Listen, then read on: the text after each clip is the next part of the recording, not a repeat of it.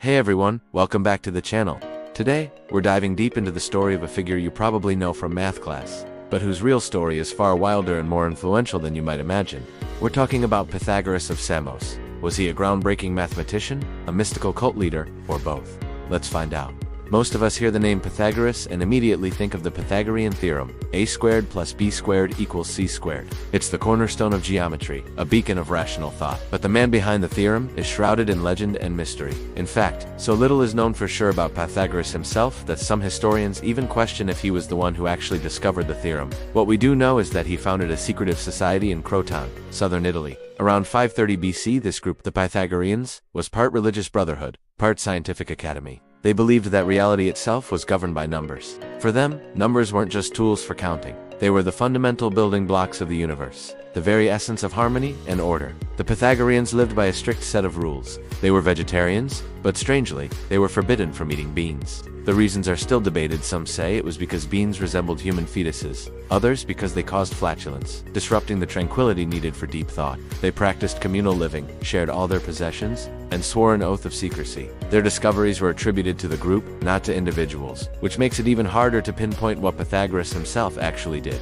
Their core belief was that everything, from the orbits of the planets to the notes in a musical scale, could be expressed as a ratio of whole numbers. This was a revolutionary idea. The discovery that musical harmony was linked to simple numerical ratios like a perfect fifth, being a 3-to-2 ratio, was a massive breakthrough. It was the first time anyone had used mathematics to describe a physical phenomenon.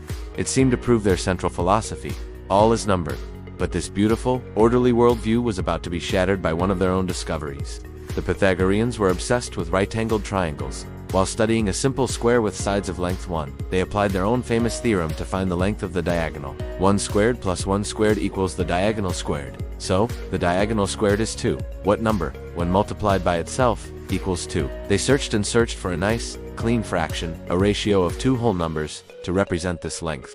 But they couldn't find one. They had stumbled upon the square root of 2, what we now call an irrational number. This was a philosophical catastrophe. It was a number that could not be expressed as a ratio, a number that went on forever without repeating. It defied their core belief that the universe was governed by neat, whole number ratios. It was a flaw in the fabric of their reality. Legend has it that the Pythagorean who discovered this, possibly a man named Hippasus, was sworn to secrecy when he broke the oath and revealed the existence of irrational numbers to the outside world. The story goes that he was drowned at sea by his fellow Pythagoreans for his heresy. While this is likely an exaggeration, it shows just how earth-shattering this discovery was for them. It was a logical paradox that threatened their entire system of belief. The perfect, rational cosmos they envisioned had a crack in it. So, how did this strange blend of math and mysticism influence the course of history? Well, it was massively influential. Plato, one of the most important philosophers of all time, was deeply inspired by the Pythagoreans. He visited their communities in Italy and incorporated many of their ideas into his own philosophy. Plato's theory affirms the idea that the physical world is just a shadow of a higher, more perfect reality made of pure ideas, or forms is very Pythagorean.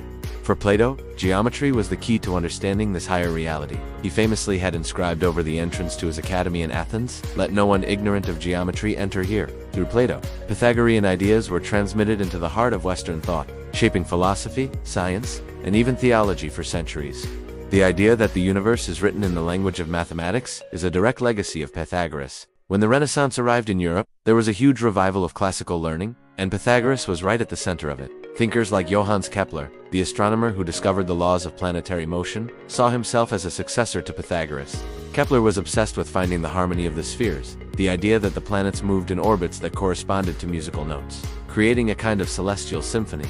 This was a purely Pythagorean concept. Kepler spent years trying to fit the planetary orbits into nested Platonic solids, another idea with Pythagorean roots. While his specific theories about cosmic music were wrong, this Pythagorean mindset, the belief that the universe is governed by elegant mathematical laws, is what drove him to make his groundbreaking discoveries. Without that belief, modern science, as we know it, might not exist. Galileo Galilei echoed this sentiment when he wrote that the book of nature is written in the language of mathematics. That's a direct line from Pythagoras to the scientific revolution. But the story doesn't end there. The tension between Pythagoras, the rational scientist, and Pythagoras, the mystical guru, has never really gone away. In the 19th and 20th centuries, as science became more professionalized and specialized, the mystical side of Pythagoras was often downplayed or dismissed as primitive superstition. Historians and mathematicians wanted to claim the rational bits the theorem, the focus on logic and discard the weird stuff about beans and soul transmigration. He was sanitized for the classroom, turned into a two-dimensional figure in a textbook. The focus shifted almost entirely to the practical application of his theorem in geometry and engineering. But in doing so, we lose the context. We forget that for the original Pythagoreans, math wasn't just a tool, it was a spiritual path, a way to purify the soul and understand the divine. This separation of science from spirituality is a very modern idea. For much of history, they were deeply intertwined. Even today, Pythagoras' dual legacy lives on. On one hand, he is the ultimate symbol of rationalism. The Pythagorean theorem is a universal truth, a piece of absolute certainty in a complex world. It's taught to every student as a fundamental principle of logic and reason. It's the basis for everything from architecture to GPS navigation. But on the other hand, Pythagoras is also an icon for those who seek a deeper, more mystical connection to the universe. He represents the idea that numbers have a hidden meaning, that there's a sacred geometry underlying reality. You can see this in New Age beliefs, in numerology, and in the enduring fascination with finding mathematical patterns in everything from art to nature, like the golden ratio. He is a figure who bridges the gap between the logical and the magical. So, what is the enduring legacy of Pythagoras? It's not just a formula for right-angled triangles. It's the revolutionary and persistent idea that the universe is knowable, that its secrets can be unlocked through the language of mathematics. He and his followers gave us the very foundation of scientific inquiry, the belief that underneath the chaos of the world, there is an underlying order, a harmony that can be understood. At the same time, his story is a powerful reminder that the path of knowledge is never straightforward. It's filled with paradoxes, contradictions, and unexpected discoveries that can shatter our most cherished beliefs.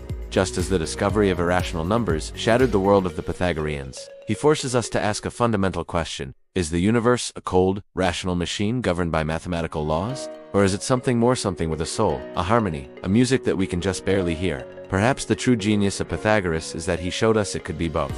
Thanks for watching. If you enjoyed this journey into the weird and wonderful world of ancient Greek thought, be sure to hit that like button and subscribe for more deep dives into the history of ideas. Let me know in the comments what you think. Was Pythagoras more of a scientist or a mystic? I'd love to hear your thoughts. See you in the next one.